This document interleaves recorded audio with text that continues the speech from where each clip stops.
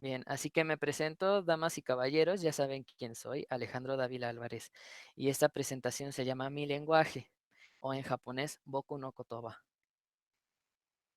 Primero, bueno, en este momento no los veo, pero confío en ustedes. Les voy a pedir que cierren los ojos un momento, poquito aunque sea, y lo que les encargo es que intenten imaginar un color nuevo, un color que jamás en su vida hayan visto. Así, en ninguna tabla, en ningún maquillaje, en ninguna pintura, en ningún paisaje. ¿Alguien lo logró? No, Bueno, ese es el punto exactamente, ¿no? Que es imposible imaginar colores nuevos. Pero de todas maneras no hay garantía que todos veamos los mismos colores que vemos todos, ¿no?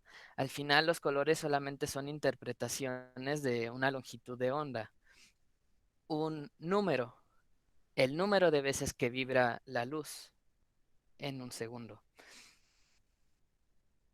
Pero la interpretación que le da la mente puede ser totalmente diferente.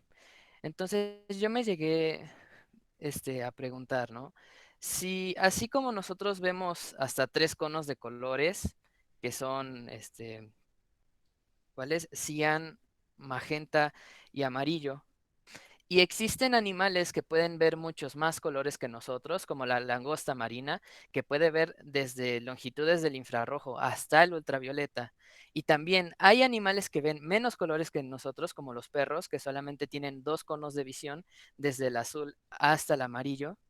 Entonces podrían haber casos similares, pero con otros sentidos, con el oído, con el tacto, con el gusto, o incluso mejor aún, con el pensamiento o con el lenguaje. Desde tiempos de las cavernas, una persona, cuando descubría algo nuevo, normalmente moría con ese conocimiento, porque no tenía forma de transmitirlo. Pero desde el desarrollo del lenguaje ya tuvimos formas de comunicarlo.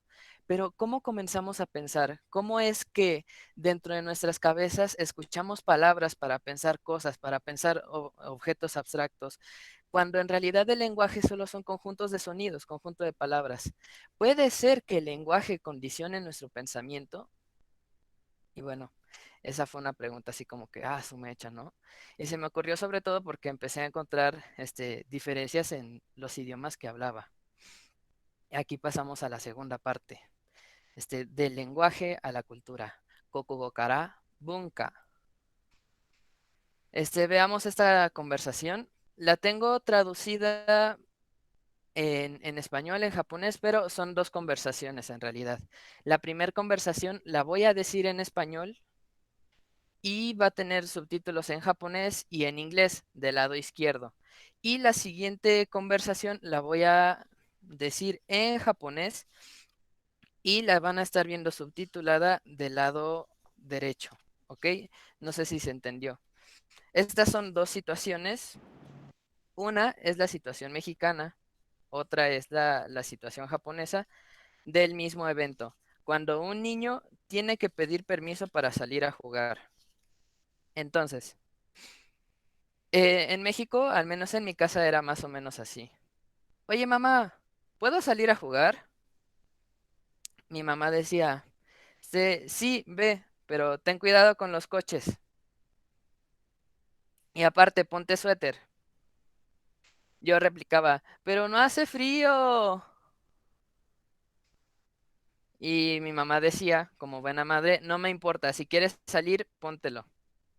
Ya que terminábamos de jugar, se escuchaba un grito desde nuestra casa que era, Alex, Aldo, métanse ya. Nosotros decíamos, todavía no, 5 minutos más. Y mi mamá decía, pero de verdad, 5 minutos. En realidad no eran 5 minutos, ¿verdad? Nos hacíamos güeyes todo el tiempo que podíamos, pero así era la conversación. En japonés es un poquito diferente. Es de que cambia un poco la idea con las palabras. Un japonés para avisar dice, Oka-san, asobi ni itte kimasu. Hai, iyo. y ya, o sea, es todo, es como un voy y vuelvo y sí, vete. Y, y ya cuando llega la hora de que se metan, sale la mamá y dice, por ejemplo, este es Ayane, un nombre de una amiga mía. Ayane, gohan da yo, kaete kudasai. Ayane podría decir, kaerita kunai yo. Y la mamá repetir, kaete kudasai, jikan dakara. Con esto el punto es que es la misma situación, pero las palabras que utilizamos son un poquito diferentes. Por ejemplo, en el caso del mexicano, la pregunta es, ¿puedo salir a jugar? Mientras que en el japonés es un, mamá, voy y regreso. La mamá dice los coches y así, eso creo que no es tan importante. Pero a la hora de llamar a los niños para que lleguen a jugar, a nosotros los mexicanos nos dicen ya métete, es decir, métete, de entrar, mientras que a un japonés le dicen vuelve a casa. Esto puede ser no muy importante, pero la idea sí que es diferente. Mientras que un niño japonés lo que no quiere es regresar específicamente a su casa, el niño mexicano se acostumbra a la idea de no querer meterse al lugar. Es decir, que esto podría aplicar, no sé, para un salón de fiestas, para fiestas ajenas, para eventos. Mientras que en el caso del japonés la idea es específica para volver a su casa. O sea, el kaeri takunai quiere decir específicamente no quiero regresar a casa. Así que si quisieran replicar la misma situación en algún otro lado, como, no sé, en alguna conferencia que el niño se salió a jugar porque estaba aburrido, pues no podría decir lo mismo de kaeri takunai, sino que en este caso sí podría decir que es que no me quiero meter. Este fue uno de mis primeros descubrimientos del lenguaje, ¿no? Porque de repente uno ve cosas, por ejemplo, en los subtítulos y parece que es el mismo significado, ¿no? Tú verías un Kairita Kunai y luego verías un Todavía no me quiero meter y en realidad no es la misma cosa, aunque lo parezca. De aquí salen muchos errores de traducción, de hecho. En japonés es medio difícil de traducir. Un ejemplo más concreto de estas cosas es a la hora de trabajar con verbos. Por ejemplo, en el inglés tenemos dos verbos hablando del saber y el conocer, ¿no? Bueno, en español tenemos tres. Tenemos entender, saber y conocer. Entender se traduce como understand en inglés, mientras que saber y conocer ambos se traducen como to know. Ujú. Entonces, si nosotros queremos decir que conocimos a una persona o que sabemos algo, utilizamos el mismo verbo. En japonés se utilizan dos verbos también, no tres, que son wakaru y shiru. Pero el wakaru se utiliza también en casos como el verbo saber. Es de que, oye, tú sabías que no sé, que a Juan le gusta mucho el pan. Y decían, hi, wakatta, así que ya lo sabía. O, oye, ¿conoces a esta persona? Ahí sí utilizas el verbo shiru, por ejemplo, ¿no? Bueno, con artistas utilizas wakaru, pero el chiste es que tenemos dos verbos también, pero no se traducen literalmente, sino que se utilizan en casos distintos. Luego en Esperanto tenemos lo mismo que con el inglés, el understand se traduce a compreni y el to know se convierte a sí, pero tenemos idiomas más parecidos al español como el francés, donde sí que tenemos tres verbos que se traducen exactamente de la misma manera. Aquí podríamos decir que nosotros somos un poquito como la langosta marina y los ingleses, los japoneses y la gente que habla esperanto, que no es mucha, serían como los humanos, ¿no? Pero también hay casos en los que a nosotros nos toca ser perros, siendo los japoneses langostas marinas y los que hablan inglés, pues humanos tal vez. Porque en el inglés tenemos dos verbos para el verbo hacer, ¿no? Tenemos el to do y el to make. Usamos to do para decir hacer la tarea, pero usamos to make para hacer una bicicleta, por ejemplo. Mientras que en español es todo lo mismo, hacer la tarea, hacer bicicleta, hacer la comida, hacer todo. En japonés no, hay tres verbos de hecho.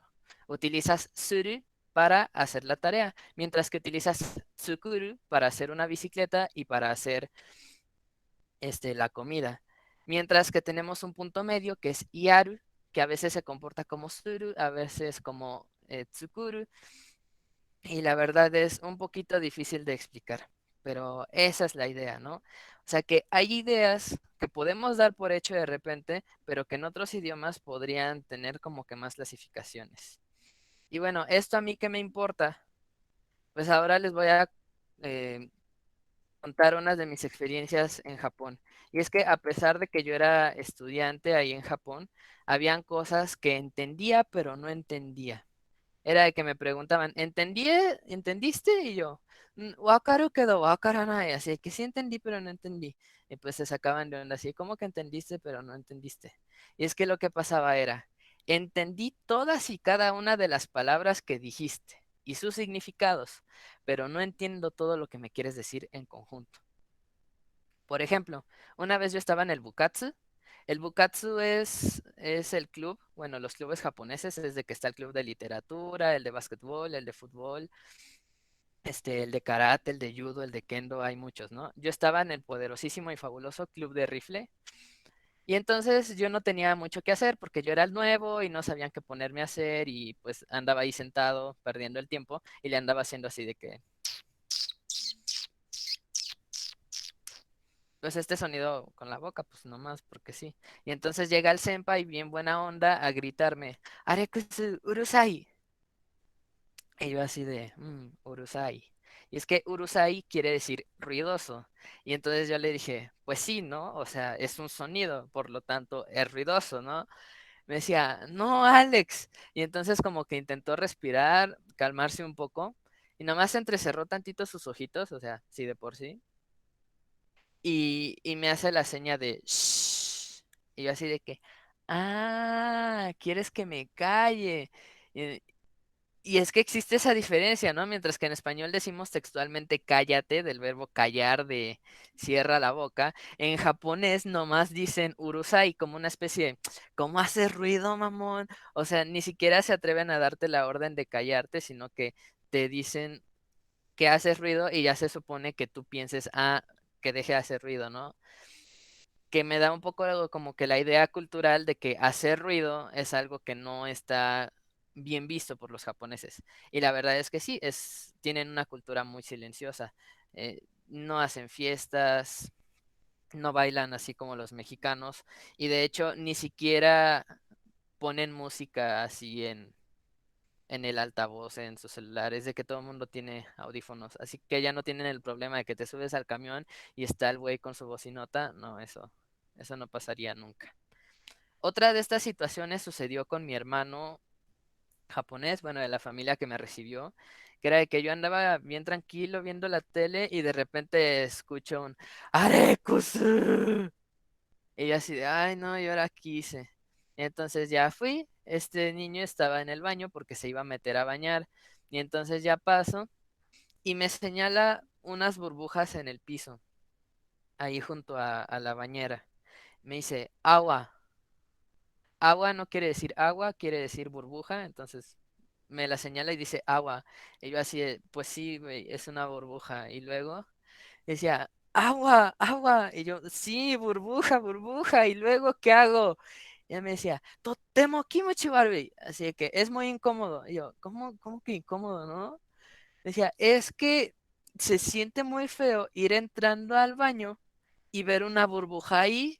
Y yo, ¿pero por qué? Porque quiere decir que no limpiaste bien cuando te saliste. Y yo así, ahí solo échale agua, ¿no? Yo lo que anhelaba decirle en ese momento era que te valga madre, ¿no? Ya sigue con tu vida. Y entonces pensé, si este güey hablara español, hubiera sido diferente. Digo, después de todo, en el español tenemos un repertorio poderosísimo de no me importa, ¿no? Tenemos el no me importa, no pasa nada, me vale ni pedo, me vale verga, da igual, así es la vida, al cabo que ni quería. Tenemos muchísimos de estos recursos como que nos sobran en nuestra mente para poder agarrarlo y decir, no pasa nada. Mientras que en japonés nomás tendrían como que dos, creo, el kinishinai y el yoke na o sewa, que me tardé mucho en descubrir, por cierto. A mí me urgía poder utilizar estas palabras y no las descubrí hasta casi al final de mi intercambio. Y este fue el pensamiento, un pensamiento también bastante triste, una especie de, si él hablara en español sería diferente. Y pues en ese momento no podía contestarme bien. Pero luego observé otra parte del lenguaje que de repente damos por hecho, que es el te extraño. Esto surgió por accidente, por eso lo meto en la presentación un poquito también como por accidente. Y es que el te extraño es una cosa muy complicada de encontrar en diccionarios y así, porque en cada idioma es muy diferente. O sea, no tenemos un solo verbo para extrañar, para expresar ese sentimiento. Yo lo descubrí en japonés porque vi a dos chicas en mi salón que se habían encontrado porque el día anterior faltó una de ellas y ellas dos eran mejores amigas, ¿no? Entonces ese día pues se volvieron a ver y entonces llega la amiga chiquita a abrazar a la amiga grandota corriendo y la abraza y le dice, Sabishkata, Sabishkata. Y yo así, ¿cómo que Sabishkata? Y ya le pregunté, ¿qué es eso de Sabishkata? Y me dice, ah, es que es Sabishi. Y yo, ¿y qué es Sabishi? Y me dice, pues no sé, pues es lo que sientes cuando alguien no está, cuando alguien a quien quieres mucho no está. Y yo así, ah, será como extrañar algo. Y lo que se me hacía raro era que Sabishi es un adjetivo.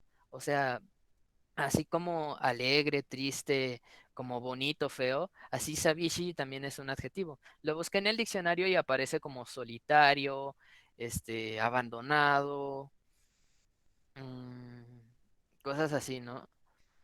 Pero no me parece una traducción fiel porque en realidad lo que quieren expresar no es que están solitos. Para decir que estás solito, dices Hitori, no dices Abishi. Entonces Abishi es como que un sentimiento únicamente japonés. Y bueno, yo seguí investigando por mi cuenta, ¿no? Pensé, del inglés sí me la sé, es I miss you. Luego fui a preguntarle a una amiga mía de Brasil y me dijo, en portugués es "Eu sinto saudades de você". En español, pues también me la sé, ¿no? Es el te extraño. En japonés luego estaba Sabishi. Luego le pregunté a una amiga de Corea que me dijo, es Bogo Sipda. Y luego a mi maestra de Canadá, que pues en francés se dice tu me manques. Y por último, en Náhuatl lo encontré, pues por ahí navegando en internet, en Facebook, jajas. Entonces es una fuente un poquito dudosa, pero luego anduve investigando y no lo he corroborado con un experto, pero lo voy a usar de ejemplo porque es un ejemplo muy bonito, que en Náhuatl se supone que es Mitsemoa no Yoyo. Y bueno, la idea aquí es que nosotros estamos buscando el mismo sentimiento, pero lo representamos con diferentes palabras. Por ejemplo, en inglés utilizamos I miss you. I miss you. El verbo miss, como cuando alguien está missing, cuando alguien está perdido, está missing. Entonces, I miss you sería un poquito como la interpretación de que alguien se perdió, tal vez. Luego en portugués tenemos el "eu sinto saudades de você", que traducido literalmente quiere decir yo siento ausencia de ti. Yo siento ausencia de ti. O sea, sientes que la persona no está, como que debería estar y no lo está.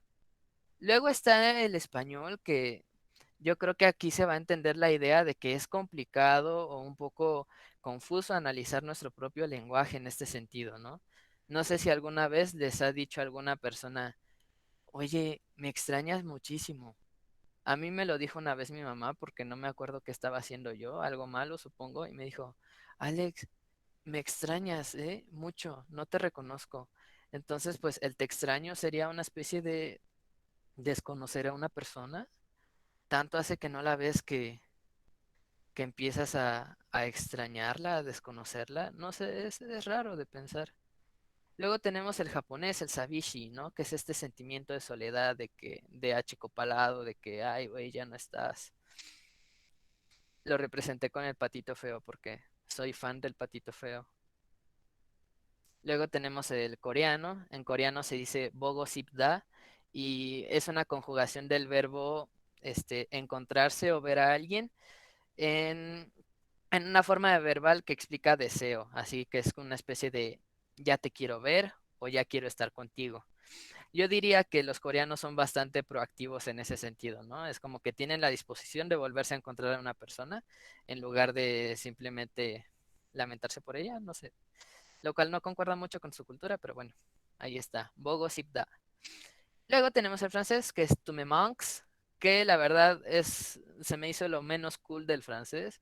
Dice que el idioma del amor, pero el tu me manques solo quiere decir tú me faltas, así que, bueno, 2 puntos para el francés, 2 de 10. No me convence mucho. Y al que le doy 1000 puntos de uno es al náhuatl, que se dice Mixtemoa no Yoyo, y según entiendo, la traducción quiere decir algo así como mi corazón te está buscando, lo cual está sumamente precioso. Punto para nuestros ancestros. Divino. El punto aquí es que para exactamente el mismo sentimiento humano, bueno, yo supongo que es el mismo sentimiento para todos, utilizamos palabras diferentes para describirlo, ¿no? Es de que estamos sintiendo lo mismo, pero las implicaciones, metalingüísticas son un poco diferentes. Mientras que a uno representa estar solo nada más, para otro representa que la persona falta, que es falta de la persona. Para otro implica una búsqueda, para otro una disposición para volverse a encontrar, para otro pues una pérdida, y pues para el mexicano tal vez podría ser una falla propia de desconocimiento, no lo sé. Podrían ser esas implicaciones, podrían ser otras cosas. Al final, el lenguaje no es nada más que un recurso, yo creo, pero sí que puede modificar un poquito los caminos que va a tomar nuestra mente para llegar a la misma idea, de que para el mismo sentimiento antes voy a pasar por la estación de la pérdida o por la estación de los calendarios, no lo sé. En esto yo encuentro que de cada idioma entonces podríamos tener algo bonito para quedárnoslo, ¿no? Una parte del pensamiento que puede ser invaluable y puede ayudarnos bastante en nuestra vida. Por ejemplo, a mí me gusta mucho del español mexicano que tenemos el bienvenido, ¿no? Mi casa es tu casa. Al menos esta clase de piezas de cerámica se ven mucho por aquí, por mi estado, desde que vas al tianguis o al mercado de artesanías y encuentras mucho esto. Y el mexicano tiene la fama de ser muy hospitalario, de hecho, en un contexto internacional, ¿no? Luego tenemos al japonés, a mí me gusta mucho encontrar palabras como otskare. Otskare viene de tsukare, que significa cansancio, y el o es un prefijo en el japonés que se utiliza para reconocer humildemente las cosas, ¿no? Entonces es una forma de reconocerle a la gente su cansancio o su esfuerzo. Entonces a mí me pasó que después de un maratón que hicimos allá en Japón, pues intenté dar todo de mí a pesar de mi poca condición, y de todas maneras se acercaron mis compañeros a decir, Arekosu Otsukare-sama, y yo así de, ay, qué bonito, ¿no? Y digo, ¿no? Si fuera español, ¿qué diríamos? Bien que corriste, güey, o ¿qué diríamos para reconocer el cansancio? Yo siento que nada me alcanzaría tanto como un Otskare. Y del inglés igual, ¿no? Así, good job, buen trabajo. Pues claro que no, güey, no alcanza con un buen trabajo, fue mucho más que eso, casi me muero, casi escupo mi pulmón. O sea, la verdad es que esto lo aprecio mucho del japonés. Y luego tenemos otras implicaciones en el inglés, ¿no? Al menos yo cuando hablo en inglés me pongo todavía más conversacional, es como que intento llenar huecos con un montón de palabras y me siento un poco más extrovertido, y yo tengo ese sentimiento del inglés de que toda la gente que habla inglés parece que salió de una película porque, no sé, hablan demasiado. Digo, es una generalización, ¿verdad? Pero como que cada idioma tiene su puntito.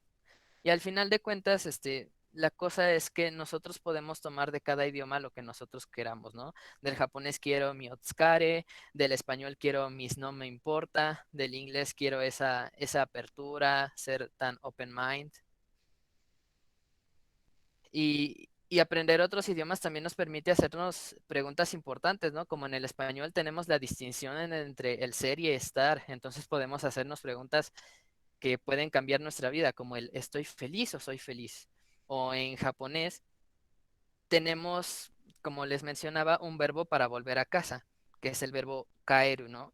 Entonces podemos hacernos la pregunta de que ¿a dónde estoy yendo? ¿Solo estoy yendo o estoy regresando a casa, ¿no? O más bien, ¿estoy regresando o estoy regresando a mi hogar, ¿no? O sea, también podemos preguntárnoslo en español, pero no con la misma facilidad que se lo podría preguntar un japonés.